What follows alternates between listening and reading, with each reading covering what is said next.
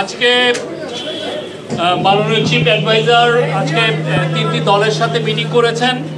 আপনারা জানেন তিনটি দল হচ্ছে বাংলাদেশ জাতীয়তাবাদী দল, ন্যাশনাল সিটিজেন্স পার্টি এবং জামাতে ইসলামী বাংলাদেশ। জামাতের প্রতিনিধি ছিলেন সৈয়দ আবদুল্লাহ মোহাম্মদ তাহের, মিয়া গোলাম পারোয়ার, মাওলানা রফিকুল ইসলাম খান ও হামিদুর রহমান আজাদ। এনসিপির প্রতিনিধি দলে ছিলেন আরিফুল ইসলাম হাবিব, ডাক্তার তাসনিম জারা, হাসনাত আবদুল্লাহ, আব্দুল হান্নান মাসুদ।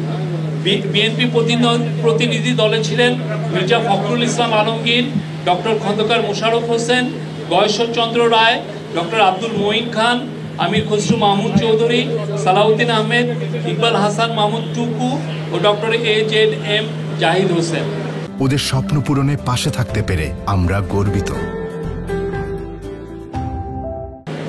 আপনারা প্রত্যেকটা পার্টি আপনাদের সাথে প্রেস কনফারেন্স করেছে এবং তারা জানিয়েছে তারা কি কি বিষয়ে আলাপ করেছে।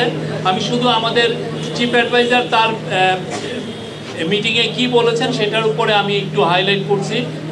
প্রধান উপদেষ্টা জানিয়েছেন, স্পষ্টভাবে জানিয়েছেন তিনি জাতির উদ্দেশ্যে ভাষণে নির্বাচনের যে সময় ঘোষণা করেছেন নির্বাচন সেই সময়ের মধ্যে হবে, অর্থাৎ ফেব্রুয়ারির প্রথমার্ধে একটি অবাধ, সুষ্ঠু ও উৎসবমুখর পরিবেশে নির্বাচন অনুষ্ঠিত হবে। সকল রাজনৈতিক দলকে প্রধান উপদেষ্টা নির্বাচন নিয়ে আবারও তার প্রতিশ্রুতি জানিয়েছেন। তিনি বলেছেন নির্বাচন ছাড়া কোনো বিকল্প নাই।